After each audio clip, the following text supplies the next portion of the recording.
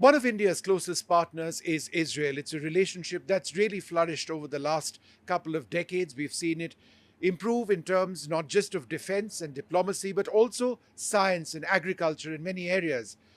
We have a shared concern on terrorism, whichever part of the world it emanates from, and indeed the process of change in the relationship between two sides to make it even better is something we are both looking at. We have a very special guest with us. Nir Barkat is the Economy Minister of Israel. Mr. Barkat, it's the second time you're speaking. It's wonderful Thank you very much for to have hosting you over here. And what is a beautiful day in Davos. Yes, indeed. But I must ask you about a very pressing issue, and that issue, of course, is Iran. There are massive protests on the ground. Is it your sense that the Khamenei regime, in a finite period of time, will be overthrown? Well, from the Israeli perspective, Iran, unfortunately, in the last few decades, has been the head of the evil axis. They put a target to destroy the state of Israel, I want to remind everyone. They wanted to create a nuclear bomb in order to use it against us. They created thousands of ballistic missiles, and they used proxy strategies, strengthened Hamas in Gaza, Hezbollah in Lebanon, and they proposed an imminent threat to Israel. So thank God, in the last round of violence, we dramatically crippled them and actually hit them very hard and demonstrated that they're not as big and strong as they thought. I believe it influenced the whole region. And now they got to get their act together. I think that Iran has to understand that we targeted them once, we hit them hard, and if they try to pick a fight with us, we'll hit them harder 7 times.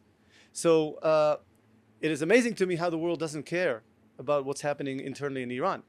All the protests that were pro-Palestinian, where are you? Where's the world trying to defend the people of Iran that want to liberate from the jihadi leadership they have? But sir, here's the part which I don't understand, because there may be American strikes, there may be Israeli strikes in the future, we don't know. But would military strikes necessarily improve the condition of people protesting? Would that result in a regime change? You can target their military, but how does that help the protesters? The Israeli interest is to defend Israel. Okay, and maybe the world and the neighbors of Iran would like to see a regime change. We're focusing on what our interests are. And if they propose a threat, we will hit them hard. If they want to overthrow their regime, it's in Iran's best interest, and we have enough challenges of our own. Prime Minister Netanyahu has said several times in the past that your adversary is the regime in Iran. It's not the Iranian people. Do you believe, again, in a finite period of time, we may be in a situation where there is a fundamental association between people in Iran and people in Israel, which was inconceivable even now? Mind you, I want to remind everyone that we have peace with Egypt over 40 years. Yes, that's true. Egypt was the biggest enemy in our region. 40 years we have peace with them. With Jordan, which again we had wars with, we have peace almost 30 years. The Abraham Accords, we've expanded in the last 5 years, and it's looking really, really successful with the Emirates and others. And we're hopeful that our enemies become friends. So we would like to see that happen. And if and when Iran will change its direction and want to seek peace with Israel, we'd be happy to collaborate with them. Let's turn our attention a little bit onto the other big issue, of course, is India and your country. You've met our Commerce Minister Piyush Goyal, Foreign Minister Jay Shankar on a couple of occasions. Yes, indeed. And then, of course, there's the India-Middle East Economic Corridor, which leads up from one of our ports all the way to Haifa. What is the potential of that? Huge. Look, I think until a few years ago, India was focused on itself. And I believe that India is on the fast track for growth. You have the right strategies. I'm impressed by the strategy of Piyush Goyal, Minister of Economy, and Jay Shankar. They get it. We see India not just as a country of 1.4 billion people, but as gateway to Asia. We bring innovation, you bring scale. And together, 1 + 1 = 10. Right. Right. And so now we're in the process of really articulating. We just in December 24, Piyush Goyal and myself decided to exchange missions. I brought 100 CEO missions February last year. Mr. Goyal brought 60 CEO missions to Israel December last almost a month and a half ago. And now we have terms of reference to create a fast track of a free trade agreement. And we're really optimistic that exchange of business to business people, we both felt the vibes in the air. Right. Very, very strong vibes of success and will to collaborate together. Let me make one point. The people of India and the people of Israel, the people to people, excellent relationship. The government to government, excellent relationship. And the business community feels that because of that, it's great to do business in India. And I'm very optimistic as to the future. There's also, of course, now it's about time that there is peace in your region. I'm talking about the Gaza situation. A couple of months back, I visited the kibbutz in Israel, which was the first kibbutz, which was attacked by terrorists, from Hamas terrorists. But there has been a massive loss of life in Gaza. People say it's disproportionate. The numbers are staggering. And I don't think it's in anyone's interest that innocent people lose their life. What is the road ahead in terms of the Trump proposal for peace? Do you believe it is viable? How soon can it be done? We want to thank Trump and the countries that are joining that board of peace. I think it's a good step to collaborate. We feel it's a better alternative than the UN, which is biased. These are people that want to seek solutions. The challenge is on the ground. I believe that until you have local leadership that wants to join the Abraham Accords and to de-radicalize their education system and to seek win-win deals with Israel, until we have such leadership, it's not going to work. Only until we have that leadership, it will work. How does that leadership emerge? Well, I'll give you an example. I've been speaking to the leaders of Hebron, the city of Hebron, which is 500,000 people strong, the biggest city in Judea and Samaria.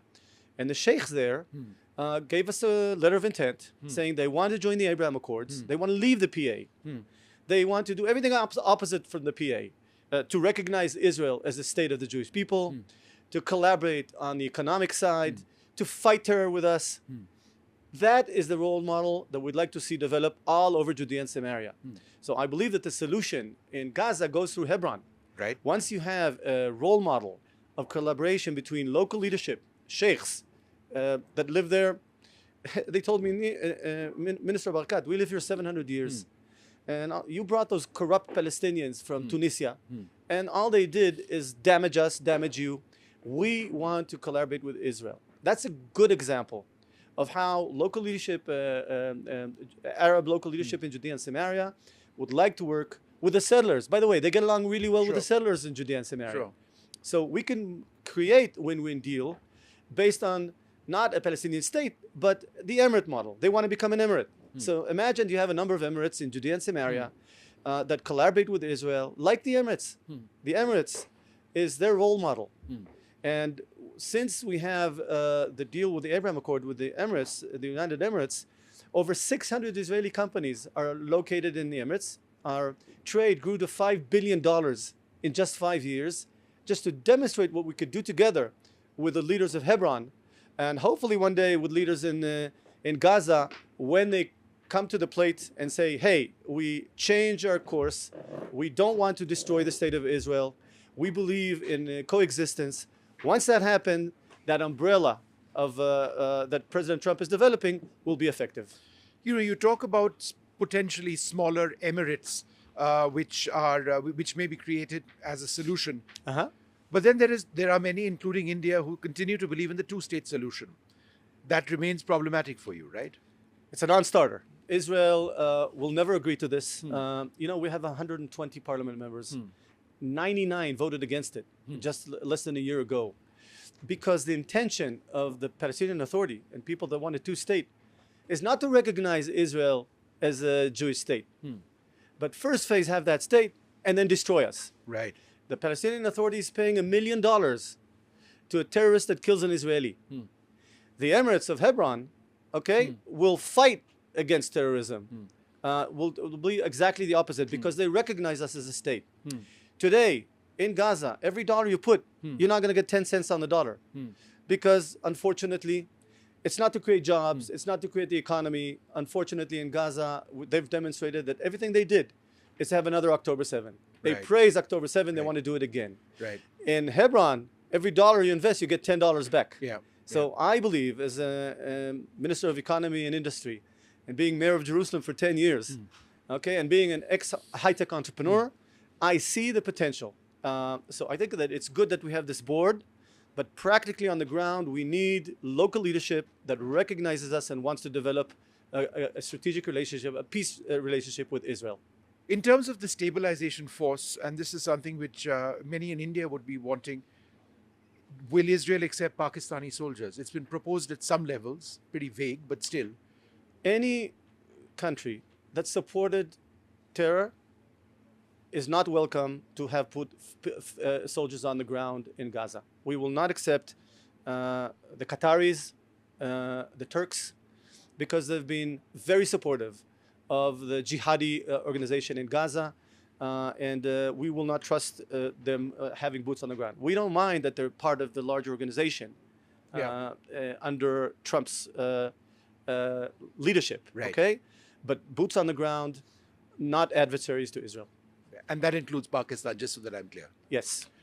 And a final question. We had an 88-day war between India and Pakistan in May. It was called Op Sindoor. It was a response to terrorism when India hit terror targets, much as Israel has hit terror targets in West Asia. Israeli weapons were a critical part of that, a really critical part of that. And that's been a very important part of our defense relationship. We have a model called Atmanirbharta, where we want foreign partners to build in India, to work with India, to make in India, to integrate with India, to set up your factories. Does that work from an Israeli standpoint? When Minister Piyush Goyal and his wife came to Israel, I took them to see the ancient city of Jerusalem, the archaeology underneath the ground. And at the end of it, Mr. Goyal said to me how close we are, how similar the two peoples are. We're peoples of thousands of years of history, ancient people with a lot of respect to human life. We're both challenged by terror. Radical Islam is challenging on both of us in similar ways. And the friendship between the two people make that bond so strong. So I honestly believe that when we have sophisticated weaponry, we only share it with our best friends. And that is exactly what's happening. We have a great relationship between the two leaders, Modi and Netanyahu, great relationship with the two governments, and Piyush Goyal and Jay Shankar and myself.